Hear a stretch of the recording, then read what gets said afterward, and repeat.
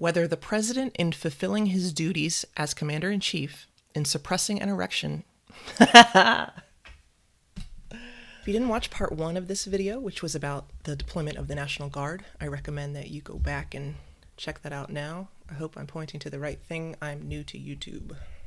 Bookmark this one for later and check out that video and then come back. Okay, if you watched it and you're hanging out, let's get into this. So the first thing to get out of the way is that there is no Insurrection Act anymore. That term is just shorthand for a series of laws that are codified in Title 10 of the U.S. Code, Chapter 13, Insurrection. But nobody talks about that because it's boring and wonky. Anyway, if you Google Insurrection Act and scroll past all the news, the top hits are going to be the Insurrection Act of 1807. And if you're not paying close attention, you might think that's the law everyone's talking about. So my humiliating confession is that I fell into that trap for longer than I'd like to admit. But full transparency, I studied this law, the Insurrection Act of 1807, for a while in starting to make this video. And I came away from it thinking, why is everyone so concerned about this law? It's really not that scary. Part 1 of this video series was about the deployment of the National Guard. This part is about the Insurrection Act. And the original reason for tying these together is that when Thomas Jefferson signed the Insurrection Act into law in 1807, lawful deployment of the National Guard was a literal prerequisite to invoking the Insurrection Act in order to deploy military forces as domestic law enforcement without the restriction of the Posse Comitatus Act, or PCA. Those two things were causally linked. Today they're related, but not inextricably or causally linked. In fact, the way the law is written today, there really is no logical reason for this to be a follow-on to my National Guard video. When I realized my mistake, and I finished yelling into a seasonal throw pillow, I easily could have jumped right to the 2025 version of the law, amended my thesis, completed the video without ever mentioning it to you, dear viewer. However, I learned that the real treasure is the facts I met along the way. I want to take you on this same historical journey that got us from there, 1807, to here, 2025. Even though that iteration of the law is no longer in effect, I think it is critical to examine the guardrails that used to be inherent to insurrection law and watch in horror together as they get destroyed one by one over the past 200 years. Are we having fun yet? Here is the actual language of the 1807 Insurrection Act. It's got a lot of commas and clauses and passive voice, so it is difficult to parse, like a lot of laws, especially old ones.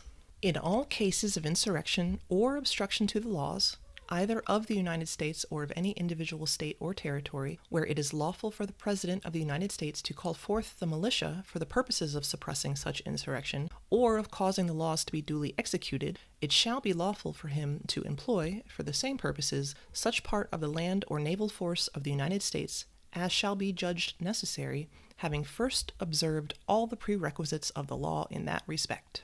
Okay, so a few things to note here. First, where it is lawful for the President of the United States to call forth the militia, that's the National Guard, it shall be lawful for him to employ the military for the same reasons, if the National Guard isn't getting the job done. Think of this as an escalating test. First, you have to meet the standards required to federalize the National Guard. Only then can you call in the National Guard, and if the National Guard isn't enough, then you call in the military. Second, this law says in 2 different places that the president must act in accordance with existing laws.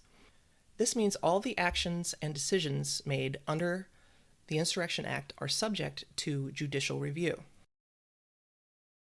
So this actually seems like a pretty reasonable law, even in the current climate. It retains the checks and balances, deliberation, and process that characterizes U.S. law in general. Now, let's look at 2025's Insurrection Act, which is not actually a literal unified act, but rather a series of laws codified Title 10, Chapter 13 of the U.S. Code, Insurrection. Section 252, Use of Militia and Armed Forces to Enforce Federal Authority. Whenever the President considers that unlawful obstructions, combinations, or assemblages, or rebellion against the authority of the United States make it impracticable to enforce the laws of the United States in any state by the ordinary course of judicial proceedings, he may call into federal service such of the militia of any state and use such of the armed forces as he considers necessary to enforce those laws or to suppress the rebellion. Goes on Section 253, Interference with state and federal law. The President, by using the militia or the armed forces, or both, or by any other means, shall take such measures as he considers necessary to suppress in a state any insurrection, domestic violence, unlawful combination, or conspiracy if it, 1, so hinders the execution of the laws of that state and of the United States within that state, that any part or class of its people is deprived of a right, privilege, immunity, or protection named in the Constitution and secured by law, and the constituted authorities of that state are unable, fail, or refuse to protect that right, privilege, or immunity, or to give that protection. Or, number 2, opposes or obstructs the execution of the laws of the United States or impedes the course of justice under those laws. The breadth of this law is actually bonkers. Whenever the President considers such measures as he considers necessary by any other means, it's so open-ended that it seems tailor-made for an authoritarian regime. It's easy to see why Donald Trump and Stephen Miller are practically salivating at the prospect of invoking this law. It is absent of checks and balances. Some legal scholars have actually suggested that Section 253 could allow the President to deploy federal troops to quell a conspiracy between 2 citizens conspiring to break a law. Any law. So, what I want to talk about is how we got here. This is a short history of the Insurrection Act in America. Apprehension of the domestic use of the military as law enforcement is deeply ingrained in America's political culture, going all the way back to the framers. In the 1780s, this general sentiment was that there should not be a standing federal army or a means to draw the state militias into federal service. People didn't want that. However, the Shay's Rebellion in 1786 posed the first major serious threat to the stability of the country at large. It exposed the vulnerabilities of the Republic's central government under the Articles of Confederation at that time. This was pre-Constitution. The delegates who were gathered together to frame the Constitution, after that rebellion, they mostly agreed the national government is going to need a coercive emergency power to quell rebellion and maintain order. The argument now was how to implement it without concentrating too much power, infringing on states' autonomy, or curtailing individual citizens' rights. And the compromise was that the Constitution gives overlapping authorities to Congress and the executive branch. The Congress to call forth the militia, and the executive to be the commander-in-chief of it.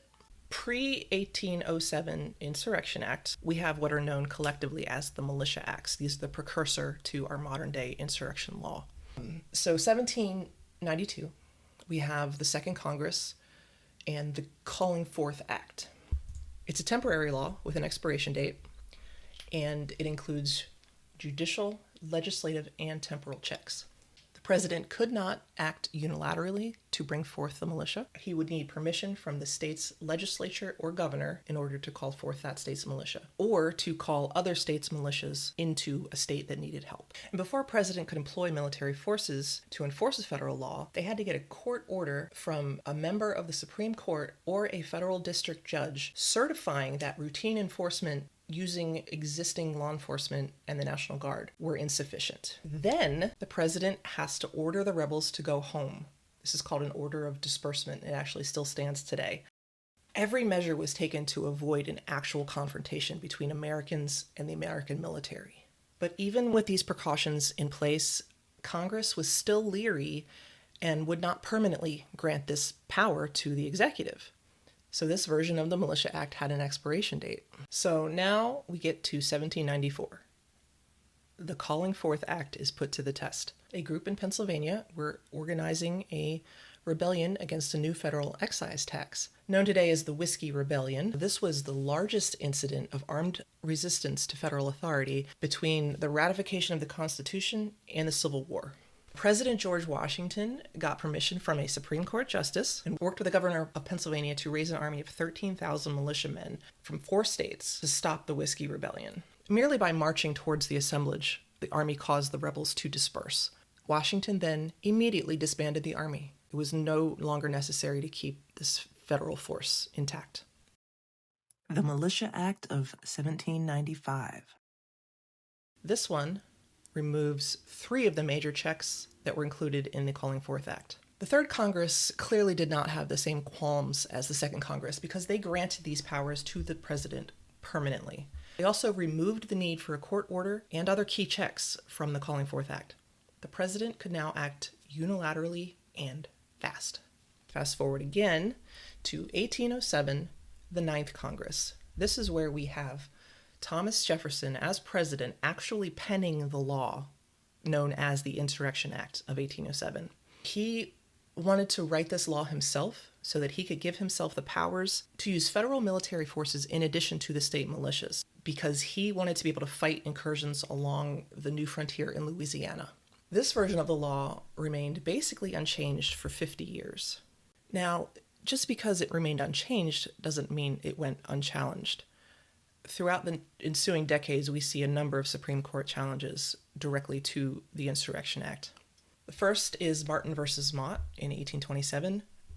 SCOTUS confirmed that the president's powers to call forth the militias and the military were exclusive and conclusive. It was up to him, and nobody could argue. Another 20-some years later, 1849, Luther versus Borden. Writing for the court, Chief Justice Roger B. Taney argued, "It is said that this power in the president is dangerous to liberty and may be abused. All power may be abused if placed in unworthy hands." He also said, "If the president in exercising this power shall fall into error or invade the rights of the people of the state, it would be in the power of Congress to apply the proper remedy. But the courts must administer the law as they find it." So this, once again, confirmed that the president's authority was exclusive and conclusive. If Congress wants it to be different, then Congress has to do something about it legislatively. But the way the law was going to stay unchanged, and the president's authority was going to remain unchecked. Fast forward again to 1861. I think you can see where this is going if you know anything about American history. We have the 37th Congress passing an act to provide for the suppression of rebellion against and resistance to the laws of the United States. This further expansion was a direct result of the attack on Fort Sumter and the impending Civil War. Lincoln glommed onto this law.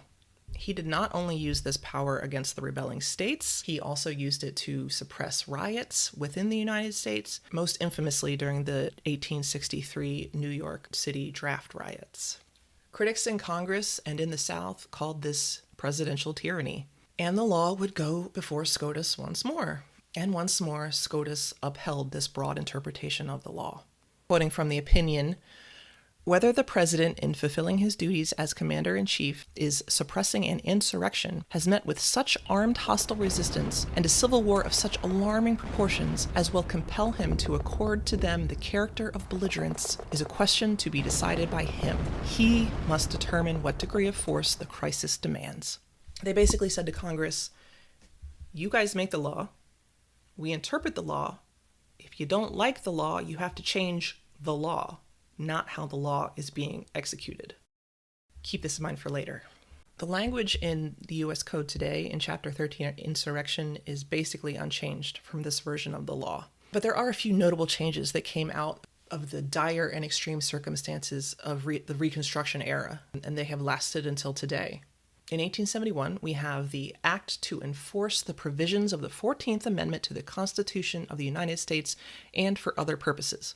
14th Amendment, this is the birthright citizenship amendment that is under attack right now by the current administration.